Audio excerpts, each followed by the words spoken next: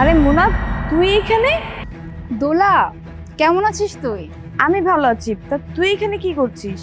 আমি আমি তো আমার হাজবেন্ড ভিতরে গেল, তো এর জন্য অপেক্ষা করতেছি এখানে। আজকে আমাদের অ্যানিভার্সারি, তো ও মুভি দেখাতে নিয়ে আসছে, তো ওই মুভির টিকিট নিতে গেল। তো তোদের অ্যানিভার্সারি তোরা এইভাবে পালন করিস? মুভি দেখে, ফুচকা খেয়ে, সামান্য ফুল দিয়ে এভাবে কেউ অ্যানিভার্সারি পালন করে নাকি? এই যে দেখ আমার বয়ফ্রেন্ড, কত বড় লোকের ছেলে। আমি যখন যেটা চাই বলার আগে আমার সামনে হাজির করে। এই তো গত বছর আমাকে নিয়ে দুবাইতে ঘুরতে গিয়েছিল, আমাকে একটা গাড়ি গিফট করছে। গাড়িটার নাম কি জানিস? BMW। আমি যখন যেটা চাই সেটাই আমার সামনে হাজির করে। বাহ, ভালোই তো। তার মানে তুই অনেক ভালোই আছিস, সুখী আছিস, তাই তো? আমি অনেক লাকি। কিন্তু তুই আমাকে একটা কথা বলতো, তোর হাজবেন্ড কি তোকে দেশের বাইরে কোথাও ঘুরতে নিয়ে যায় না? আসলে আমার হাজবেন্ড যতটুকু ইনকাম করে তা দিয়ে সংসার চালাতেই হিমশিম খেয়ে যায়, আবার কোথায় বা নিয়ে যাবে। কিন্তু আমি অনেক হ্যাপি আছি, কারণ ও আমাকে অনেক ভালোবাসে। ছোট থেকে ছোট জিনিসে খেয়াল রাখে, আমার কখন কি লাগবে না লাগবে। হ্যাঁ, দামি কিছু দিতে পারে না, কিন্তু সবসময় আমার খেয়াল রাখে। আমার মুখে কখনো মানে আপসেট থাকুক এটাও কখনোই দেখতে চায় না। এই যেমন আজকে আজকে আমাদের অ্যানিভার্সারি, এই যে আমাকে একটা সুন্দর ফুল দিল, তারপর আজকে আমাকে মুভি দেখাতে নিয়ে আসলো। এই তো সারাদিন আমরা এইভাবে সুন্দর মতো কাটাবো, তারপর বাসায় চলে যাবো। যাক, ভালো থাকলেই ভালো। তোকে আরেকটা কথা বলি, আমার বয়ফ্রেন্ড আমাকে কিছুদিন আগে একটা ডায়মন্ডের রিং গিফট করছে, যেটার দাম 13 লক্ষ। আমার ডায়মন্ডের রিং? কি ব্যাপার দোলা, রিংটা কই? মানে হাতেই তো ছিল, কোথায় যে রাখলাম খুলে মনে করতে পারছি না। জানি না মানে কি? মানে রিংটা কত এক্সপেন্সিভ তুমি জানো? মানে এত এক্সপেন্সিভ জিনিস তুমি যদি খেয়াল না রাখতে পারো, কেয়ার না করতে পারো, তাহলে তুমি আমার থেকে নিলা কেন?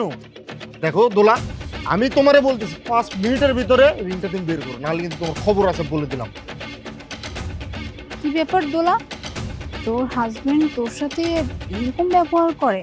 তুই ঠিকই বলেছিস মোনা, জীবনে টাকা পয়সা থাকলেই না সুখী হওয়া যায় না। তোর কাছে টাকা নেই, কিন্তু তোর কাছে সুখ আছে। আর আমার এত টাকা পয়সা থাকা সত্ত্বেও আমি সুখী না। আমার বয়ফ্রেন্ড আমার সব আবদার পূরণ করে, টাকা পয়সার কোনো কিছু কমতি নেই ওর কাছে, কিন্তু ভালোবাসার জিনিসটাই না ওর কাছে নেই, যেটা তোর কাছে আছে। তুই অনেক লাকি, তোর হাজবেন্ড তোকে এত ভালোবাসে, এত টেক কেয়ার করে। টাকা পয়সাই না সব সুখ দিতে পারে না, এটাই সত্যি, এটাই বাস্তব। দেখলি তো দোলা, টাকা পয়সা মানুষের জীবনে সব কিছু না। দেখ, তোর কাছে টাকা আছে, সব কিছু আছে, কিন্তু তোর কাছে ভালোবাসাটা নাই। আর এই ভালোবাসা নাই বিধায় তোর কাছে এত কিছু থাকা সত্ত্বেও তুই কিন্তু সুখী না, অসুখী একটা মানুষ। অথচ আমার দেখ, হয়তো টাকা পয়সা নাই, আজকে সামান্য একটা মুভি দেখতে আসছি, ব্যাস, এতে কিন্তু আমি অনেক খুশি। সারাটা দিন আমার অনেক ভালো যাবে। আর একটা কথা, আলিফ আমার হাজব্যান্ড, ও কিন্তু আমাকে অনেক সম্মান করে। আর একটা সম্পর্কে না এই ভালোবাসার সম্মান, এই দুটো জিনিস খুব বেশি দরকার। কি ব্যাপার দোলা, রিং পাইছো? না, পাইনি। বাসায় চলো, বাসায় যা খুঁজবা। আর যদি রিংটা না পাওয়া যায় না, তাইলে দেখো তোমার আমি কি করি। চলো আসো।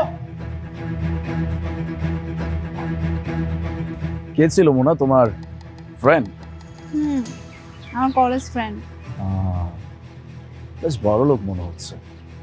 তোমার জীবনেও এরকম একটা বড় লোক হাজবেন্ড দরকার ছিল, তাই না? একদমই না। আমার জীবনে যে মানুষটা আছে, এই মানুষটা আমার জন্য এনাফ।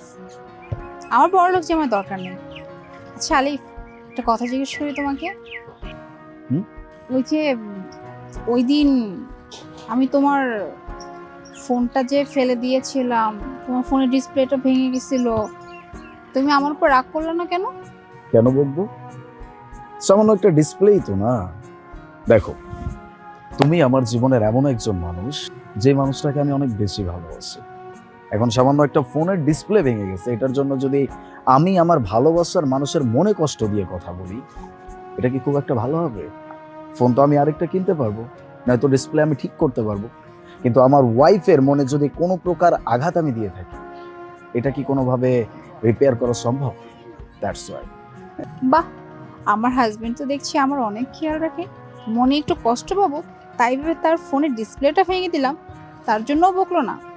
তা নয় তো কি, একটা মাত্র বউ আমার, ভালোবাসবো না তো কি। বাই দ্য ওয়ে, চলো, টিকিট কাটা হয়ে গেছে, শো টাইম শুরু হয়ে যাবে। চলো, আর একটা কথা, মুভি দেখানোর পরে কিন্তু আমাকে আইসক্রিম খাওয়াতে হবে, খাবে না? চো আজ্ঞা, যা মন চাই সব খাওয়াবো, চলো।